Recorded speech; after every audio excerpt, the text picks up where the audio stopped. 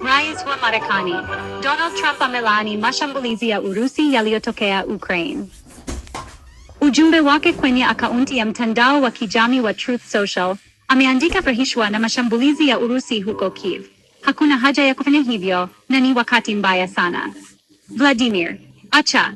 Wanajeshi 5,000 wanakufa kwa wiki. Makubaliano ya amani yafikiwe. Urusi inadai mashambulizi nchini Ukraine yalilenga miundombinu ya kijeshi. Wizara ya Ulinzi ya Urusi inadai kuwa mashambulizi hayo yalilenga usafiri wa anga, roketi na anga, makampuni ya ujenzi wa mashine na viwanda vya vifaru nchini Ukraine, makampuni yanayozalisha mafuta ya roketi na baruti.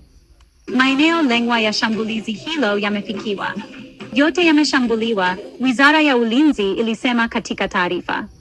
Ujumbe wa Trump umejitokeza saa chache baada ya Trump kumkosoa rais wa Ukraine kwenye jukwaa hilo hilo. Yeye anaweza kuwa na amani au anaweza kupigana kwa miaka mingine mitatu kabla ya kupoteza nchi nzima, Trump aliandika Jumatano, akiongeza kuwa Zelensky ndiye asiye na chaguo la kumwezesha kufanikiwa.